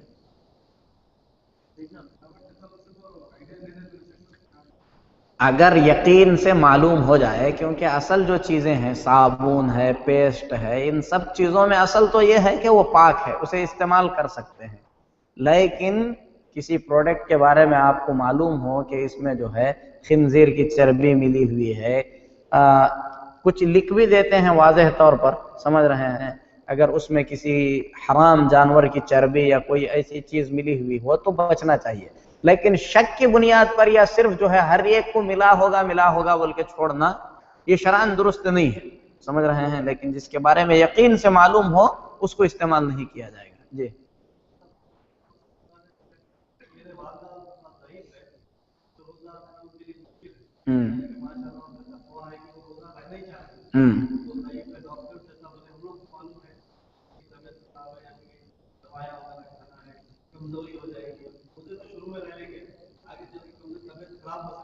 جی جی جی بھائی کا سوال یہ ہے کہ ایک آدمی بیمار ہے، ٹھیک ہے، ڈاکٹر کا کہنا ہے کہ روزہ رکھنے سے اس کی بیماری بڑھ جائے گی، پھر بھی وہ روزے رکھتے ہیں، تو ان کا روزہ رکھنا درست ہے یا ان کو منع کرنا چاہیے؟ اگر حقیقت میں یہاں پر دیکھیے ایسے مسائل جس میں ڈاکٹر کا اعتماد کیا جاتا ہے، ڈاکٹر مسلمان ہو اور امین ہو، امانت دار ہو، یا غیر مسلم بھی ہو تو صحیح بات بتانے والا ہو، صرف جو ہے شک کی بنیاد پر آپ روزہ رکھیں گے بیمار ہو جائیں گے، سمجھ رہے ہیں، آپ کی بیماری بڑھ جائے گی، اگر ایسا ان کا یہ ہے تو ایسی صورت میں اس کا اعتبار نہیں ہوگا۔ لیکن جو مؤتمن امانت دار ڈاکٹر ہے اس کا یہ کہنا ہے کہ آپ کو یہ دوا ان اوقات میں لینا ہے، نہ لینے سے آپ کی صحت متاثر ہوتی ہے، تو ایسی صورت میں روزے نہیں رکھے جائیں گے، یہ شرعی اجازت ہے، وہ جو ہے روزہ چھوڑ کر اس دن کے بدلے میں کھانا کھلائیں گے۔ لیکن دوا کو اگر متاخر کرنا یعنی افطار کے بعد لینا ممکن ہے تو ایسی صورت میں روزے رکھ لیں، ان کے لیے یہ چیز بہتر ہے۔ جی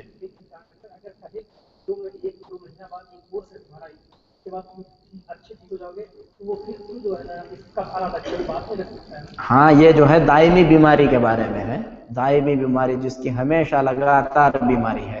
اگر کوئی آدمی ایسا ہے کہ کچھ وقت پر بیمار ہے پھر اس کے بعد اس کی صحت لوٹ جائے گی تو اس پر روزے جو ہے بعد میں ان روزوں کی قضا ضروری ہے، وہ کھانا نہیں کھلائیں گے۔ جی حاملہ عورت اور دودھ پلانے والی عورت کے بارے میں حضرت عبداللہ بن عباس رضی اللہ تعالیٰ عنہ کا فتویٰ ہے کہ وہ روزہ چھوڑ سکتی ہے اور اس کے بدلے میں ایک دن ایک مسکین کو کھانا کھلائے گی، اور اس کے سلسلے میں قرآن کریم کی آیت انہوں نے دلیل میں پیش کی، کہا وَعَلَى الَّذِينَ يُطِيقُونَهُ فِدْيَةٌ طَعَامُ مِسْكِينٍ، جو بڑی مشقت اور تکلیف سے روزہ رکھ سکتے ہیں وہ ایک مسکین کو کھانا کھلائیں گے۔ یہی فتویٰ ابن عباس کا ہے، تو ان پر روزہ ضروری نہیں ہے، وہ چاہیں تو جو ہے کھانا کھلا دیں، اسی پر اکتفا کریں تو وہ درست ہے، کوئی حرج نہیں۔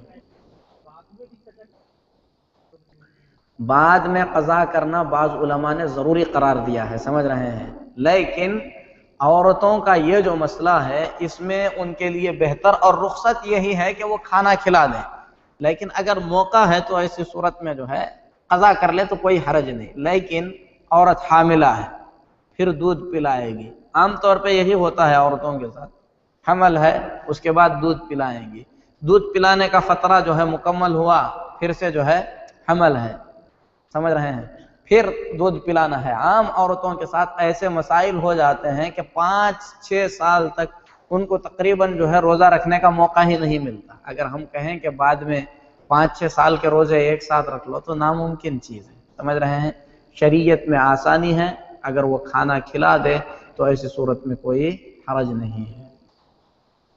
جی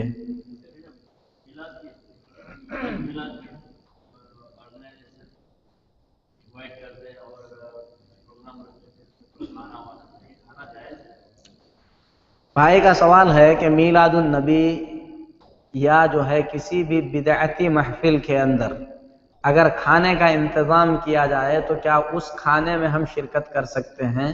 تو جواب یہ ہے کہ شرکت نہیں کر سکتے، کیونکہ قرآن پاک میں اللہ تبارک و تعالیٰ فرماتا ہے وَتَعَاوَنُوا عَلَى الْبِرِّ وَالتَّقْوَى وَلَا تَعَاوَنُوا عَلَى الْإِثْمِ وَالْعُدْوَانِ، نیکی اور بھلائی کے کاموں میں ایک دوسرے کی مدد کرو، برائی اور گناہ کے کام میں کسی کی مدد مت کرو۔ بدعت جو ہے گناہ ہی نہیں بلکہ بڑے گناہوں میں سے ہے، اس لیے ایسی محفلوں میں شرکت کرنا، اس کے لیے تعاون کرنا یا جا کر کھانا کسی بھی طریقے کی کوئی چیز جو ہے درست نہیں ہے۔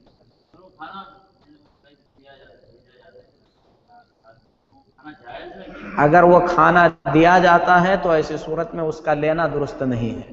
آپ کہہ دیں کہ یہ جو ہے اس کا ہے اس لیے ہم نہیں لے رہے ہیں، سمجھ رہے ہیں؟ لینا بھی نہیں چاہیے، جی قبول نہیں کریں گے ایسا ہدیہ۔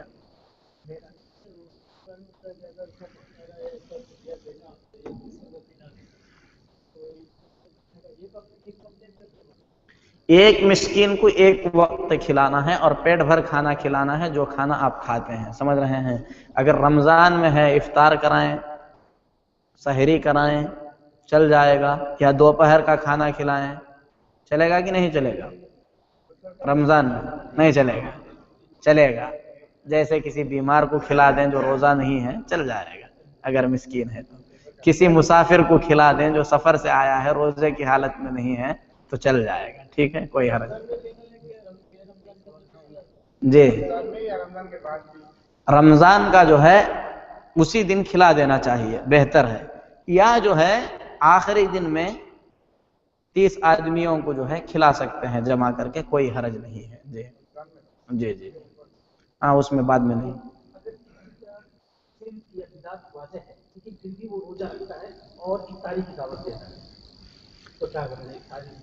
افطاری کرنے میں کوئی حرج نہیں ہے، شرک بدعت کی محفل نہیں ہے، کوئی مشرک ہے یا بدعتی ہے افطار کی دعوت دے رہا ہے تو وہ آپ ایسے مشرک کی دعوت قبول کر سکتے ہیں، یہودی کی دعوت قبول کر سکتے ہیں، اس میں کوئی حرج نہیں ہے۔ جی جی دعوت قبول۔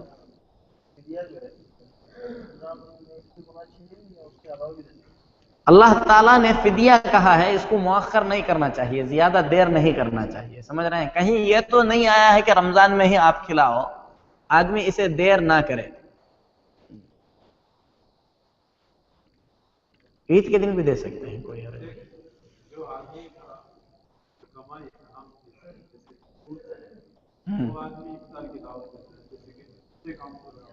جی جی جی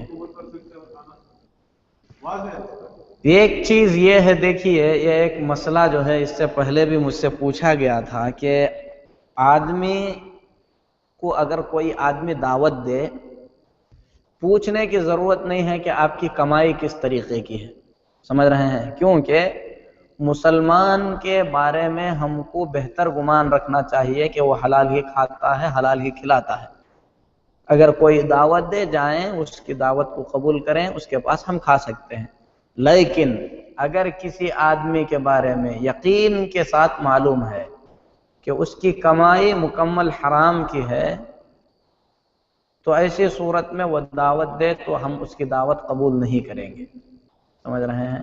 بلکہ اگر ممکن ہو سکے تو اس کو واضح طور پر بتا سکتے ہیں کہ ہم نے آپ کی دعوت اس لیے قبول نہیں کی کیونکہ آپ کی کمائی حرام کی ہے، تاکہ وہ حرام کام سے جو ہے باز آ جائے۔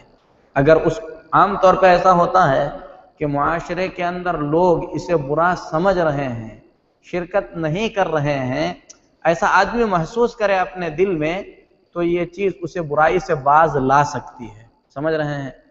ہم اس سلسلے میں خوف محسوس کرتے ہیں ناراض ہو جائے گا، بھائی اگر اللہ تبارک و تعالیٰ کی رضامندی ہمارے دل میں ہے، ہم اس کی بھلائی چاہتے ہوئے واضح الفاظ میں اس سے کہہ رہے ہیں، تو ایسی صورت میں ہم کو اس کی ناراضگی یا رضامندی کا جو ہے دل میں یہ نہیں ہونا چاہیے، خوف نہیں ہونا چاہیے۔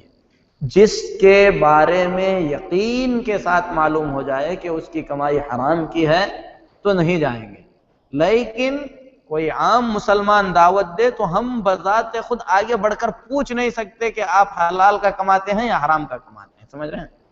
شرکت کر سکتے ہیں۔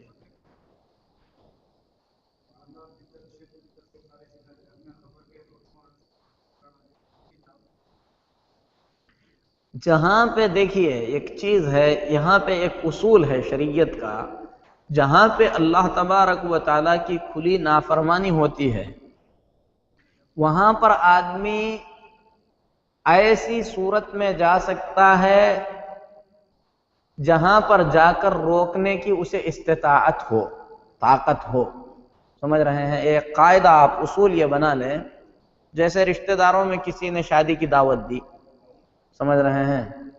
ساری بدعتیں ہوتی ہیں، کوئی آدمی کسی اور مناسبت سے دعوت دیا، شرکیہ امور ہوتے ہیں، اگر آپ کا زور چلتا ہے، آپ جا کر ہاتھ سے اسے روک سکتے ہیں تو ہاتھ سے روکنا آپ کی ذمہ داری ہے۔ ہاتھ سے روکنا آپ کے بس کی بات نہیں ہے، جا کر زبان سے آپ منع کر سکتے ہیں تو منع کرنے کے ارادے سے آپ جا سکتے ہیں، سمجھ رہے ہیں؟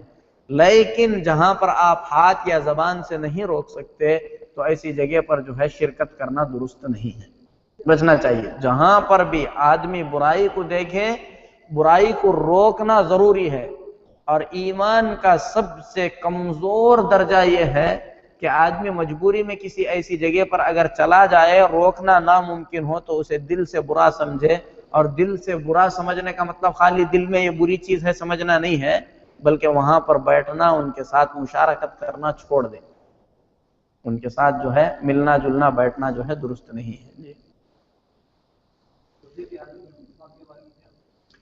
روزے، بھائی کا سوال ہے کہ روزے کی حالت میں مسواک کر سکتے ہیں کہ نہیں کر سکتے؟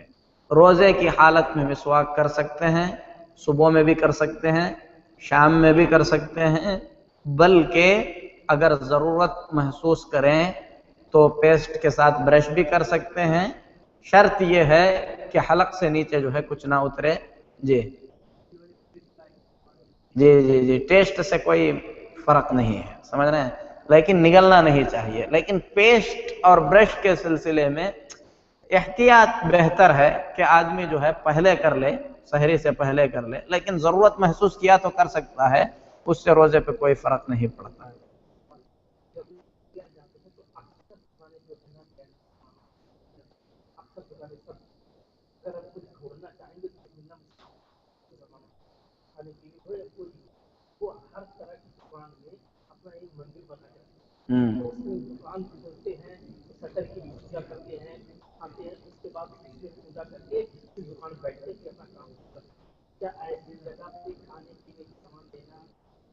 خرید سکتے ہیں، آپ اس سے تجارت کر رہے ہیں، کوئی حرج نہیں ہے، سمجھ رہے ہیں، لیکن اگر اس کے علاوہ میسر ہے کسی اچھی جگہ سے خریدنا تو وہ زیادہ بہتر ہے، لیکن اگر نہیں مل رہا ہے تو تجارت درست ہے۔ یہودیوں کے ساتھ نبی صلی اللہ علیہ وسلم نے تجارت کی، لین دین کی، جبکہ وہ اپنی جو ہے کفریات کیا کرتے تھے، کوئی حرج نہیں ہے،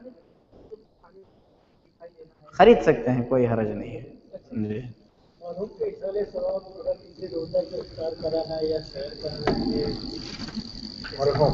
چلیے اس مسئلے کو میں جو ہے ذرا تفصیل کے ساتھ بیان کرتا ہوں۔ بھائی کا سوال ہے میت کی طرف سے ان کے اجر و ثواب کے واسطے کھانا کھلانا، روزداروں کو افطار کرانا، یہ کس حد تک درست ہے؟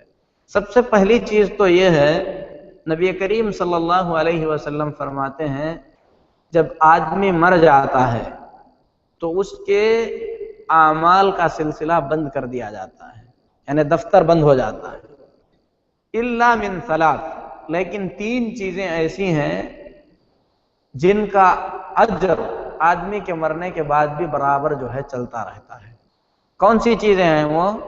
صدقۃ جاریہ، ایک تو صدقہ جاریہ ہے۔ صدقہ جاریہ کا مطلب کیا ہے؟ یعنی کوئی ایسا کام جو آپ اپنی زندگی میں کر کے مر گئے، آپ کے موت کے بعد بھی وہ چیز باقی ہے اور لوگ اس سے فائدہ اٹھا رہے ہیں۔ جیسے آپ مسجد بنا دیے تھے، انتقال کر گئے، مسجد ہے، لوگ نماز پڑھ رہے ہیں، آپ کو ثواب ملے گا۔ جیسے آپ کوئی کنواں کھود دیے تھے، انتقال کر گئے، لوگ اس سے پانی لے رہے ہیں، پی رہے ہیں، آپ کو ثواب ملے گا۔ کوئی آپ گھر بنا دیے، غریبوں کی رہائش کے لیے دے دیے، آپ کے انتقال کے بعد جو ہے برابر آپ کو اس کا اجر ملے گا۔ کوئی بھی نیک کام جو آپ اپنی زندگی میں کر کے مرے ہیں وقف کی شکل میں، ایسے لوگوں کے فائدے کے لیے، جب تک لوگ اس سے فائدہ اٹھاتے رہیں گے آپ کو اس کا اجر ملتا رہے گا۔ یہ صدقہ جاریہ ہے، کسی بھی شکل میں ہو سکتا ہے، مسجد کی شکل میں، مدرسے کی شکل میں، کنویں کی شکل میں، کسی بھی شکل میں، مسافر خانہ بنا دیے، کوئی بھی چیز۔ او علم ينتفع به، دوسری چیز کوئی ایسا علم چھوڑ کر آپ مرے ہیں جس سے لوگ فائدہ اٹھاتے ہیں۔ شرعی علم، مثال کے طور پر آپ نے چھوڑا، کوئی کتاب لکھی، لکھ کے انتقال کر گئے، جب تک آپ کی کتاب جو ہے چلتی رہے گی اللہ تعالیٰ آپ کو اجر دیتا رہے گا۔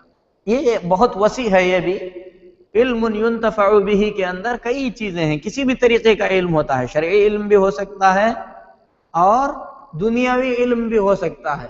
جیسے آپ نے جو ہے آپ ڈاکٹر ہیں، کوئی علاج آپ نے جو ہے دریافت کیا، لوگوں کو آپ نے سکھایا، لوگ اس سے فائدہ اٹھا رہے ہیں، آپ کو اجر ملے گا۔ آپ جو ہے کسی دوسرے مجال میں ہیں، جیسے انجینئرنگ اس میں ہے، کوئی خاص خطہ آپ نے بنا دیا، لوگ اس سے فائدہ اٹھا رہے ہیں، دنیا کا علم ہو یا دینی علم ہو، لوگوں کے فائدے کے لیے آپ نے کیا ہے، جب تک اس سے فائدہ ہوگا آپ کو بھی اس کا کیا ملے گا؟ اجر ملے گا، مرنے کے بعد بھی۔ تیسری چیز او ولد صالح یدعو لہ، یا نیک اولاد چھوڑ کر مرا جو اس کے حق میں دعا کرتے ہیں۔ آپ کے انتقال کے بعد بھی آپ کی اولاد آپ کے حق میں دعا کرے گی تو آپ کو اس سے کیا ہوگا؟ فائدہ ہوگا، آپ کے اعمال میں نیکیاں بڑھتی جائیں گی، بلکہ آپ کی اولاد جو بھی نیکی کرے گی آپ کو ان کی نیکیوں کے برابر اجر ملے گا، اور ان کی نیکیوں میں سے کچھ بھی کم نہیں کیا جائے گا۔ سمجھ رہے ہیں؟ تو یہ اللہ کی مہربانی ہے، کیونکہ اپنی اولاد کا سبب اللہ تبارک و تعالیٰ کی مہربانی کے بعد ہم ہیں۔ تو ہم، نبی صلی اللہ علیہ وسلم فرماتے ہیں جو کسی نیکی کا ذریعہ بنتا ہے اسے نیکی کرنے والے کے برابر اجر ملتا ہے۔ تو یہ چیزیں حدیث سے ثابت ہیں۔ اس کے علاوہ حدیث کے شروع میں کیا ہے؟ آدمی کے موت کے بعد اس کے عمل کا دفتر بند ہو جاتا ہے سوائے ان تین چیزوں کے۔ اس کے علاوہ عمرہ اور حج کے سلسلے میں خصوصیت کے ساتھ حدیث آئی ہے۔ ایک شخص نے کہا کہ میرے باپ پر حج فرض تھا، اس کا انتقال ہو گیا، حج نہیں کر سکا، اگر میں ان کی طرف سے حج کروں تو کیا قبول ہوگا؟ تو نبی صلی اللہ علیہ وسلم نے فرمایا کہ حج کرو، اللہ اجر عطا فرمائے گا۔ سمجھ رہے ہیں؟ کسی میت کی طرف سے حج کریں، عمرہ کریں، قبول ہوگا۔ اسی طریقے سے صدقہ و خیرات میت کی طرف سے قبول ہوتے ہیں۔ اگر کوئی اپنے کسی میت کی جانب سے صدقہ کرے، خیرات کرے، قبول ہوتا ہے۔